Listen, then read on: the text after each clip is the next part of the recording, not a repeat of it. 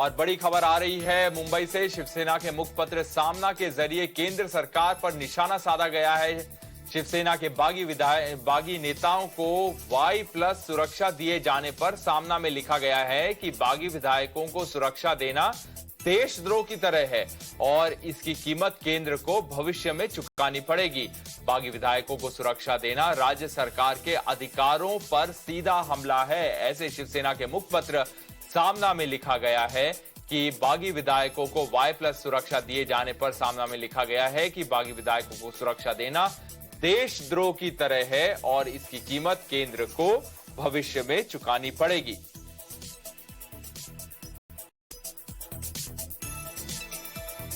और हमारे साथ जुड़ रहे हैं अभिषेक गुवाहाटी से और संदीप मुंबई से हमारे साथ जुड़ रहे हैं। अभिषेक, पहले आप पे आता है, आज क्या चर्चा चल रही है एकनाथ शिंदे कैंप में सुप्रीम कोर्ट की सुनवाई से पहले?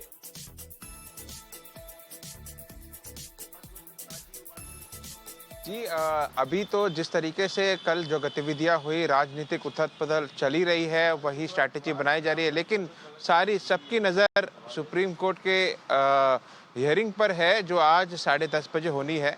और आपको बता दूं, जैसे ये राजनीतिक उथल-पुथल चालू हुई उसके बाद से सभी निर्णय, जितने भी निर्णय, 3 निर्णय लिए गए डिप्टी स्पीकर द्वारा, तीनों के तीनों निर्णय को सुप्रीम कोर्ट में चैलेंज किया गया है।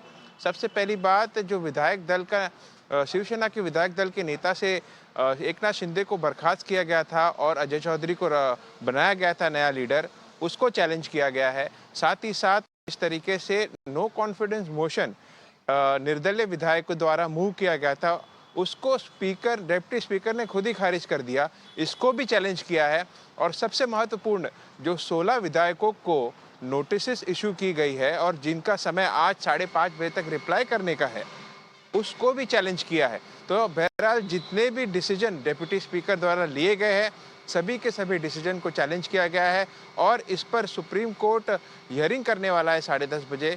क्या निर्णय लेता है, खास करके जो हमें पता चल रहा है कि एक तरीके से स्टे मांगा जाएगा या फिर एक्सटेंशन की मांग की जाएगी, जिस तरीके से नोटिस को रिप्लाई करना है। और वहीं सबसे बड़े जो चैलेंज किया है कि एकनाथ शिंदे विधायक दल के नेता है, क्योंकि उनके पास 2/3 मेजॉरिटी है, जिसके चलते उन्हें विधायक दल का नेता नियुक्त करना चाहिए। और इसके खिलाफ डिप्टी स्पीकर ने सही नहीं करके अजय चौधरी को नियुक्त किया, उसी को चैलेंज किया। अगर इस पर बड़ा फैसला आता है तो ये बहुत ही शिंदे कैंप के लिए विजय साबित होगा, क्योंकि तुरंत उसके बाद वो सरकार से अपना सपोर्ट निकालेंगे और दूसरी सरकार बनाने के लिए फ्लोर टेस्ट की मांग जरूर कर सकते हैं। तो आज बहुत बड़ा महत्वपूर्ण दिन है और आपने जिस तरीके से बताया, सामना में संदीप हमारे साथ एक तरीके से जो आज लेख आया है, सीधे तौर पे जरिए जो है केंद्र सरकार पर निशाना साधा है शिवसेना ने। क्या प्लान कर रही है सेना सुप्रीम कोर्ट की सुनवाई से पहले, और बीजेपी की खेमे में क्या गहमागहमी है?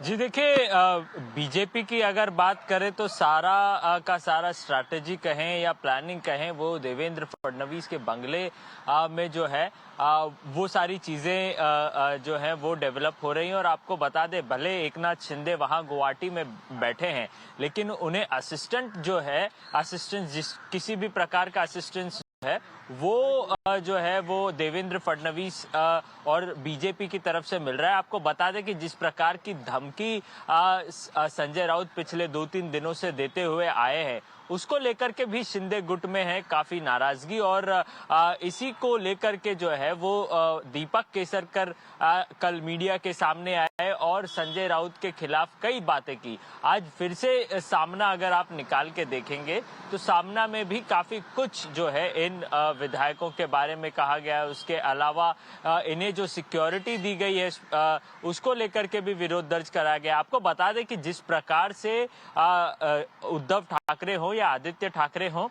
या संजय राउत हो, जिस प्रकार से इन्होंने अपना मोर्चा खोल दिया है इन 50 विधायकों के खिलाफ, उसको लेकर के शिवसेना जो है, जो कोर शिवसेना है, जो जमीनी स्तर पर शिवसेना है, उसमें जो है दो गुट बन गए हैं और दोनों गुट जो है बहुत ही कंफ्यूज है।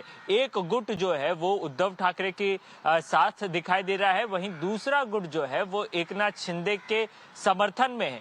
लेकिन कुछ शिवसेना जो सड़कों पे उतर रहा है, आगजनी जैसे सिचुएशन को हाथ में ले लेता है और दंगे जैसे माहौल फैलाने का भी प्रयास होता है। तो ऐसे स्थिति में लॉ एंड ऑर्डर की समस्या जो है वो राज्य सरकार को झेलनी पड़ सकती है और यही कारण है कि महाराष्ट्र के गवर्नर ने जो है वो दो पत्र लिखे। एक तो डीजीपी महाराष्ट्र को पत्र लिख दिया उन्होंने, उसके अलावा जो है उन्होंने होम सेक्रेटरी अजय भल्ला को भी पत्र लिख दिया कि ये जो विधायक है, 15-20 विधायक जिनके परिवार वाले असुरक्षित हैं, इनके ऊपर कभी भी हमला हो सकता है। ऐसे स्थिति में केंद्रीय पुलिस बल जो है वो वहां पर लगाया गया है। उसी बीच महाराष्ट्र पुलिस के डीजीपी को भी लिखा गया है। तो कहीं ना कहीं सुरक्षा जो है इन तमाम विधायकों की जो है वो बढ़ा दी गई है। लेकिन निश्चित रूप से इस महाराष्ट्र में जो राजनीति चल रही है और महाराष्ट्र में जो उथल-पुथल चल रही है, उसका कहीं ना कहीं उसमें सबसे बड़ा हाथ अगर किसी का है तो वो बीजेपी का है और देवेंद्र फडणवीस के सागर बंगलों से ही तमाम इन सारी चीजों को जो है वो अंजाम दिया जा रहा है। तमाम लीगल ऑप्शंस के ऊपर भी विचार किया जा रहा है। तो कहीं ना कहीं हर एक दांव पेच जो है, शिवसेना हो या बीजेपी, दोनों एक के ऊपर एक किए जा रहे हैं।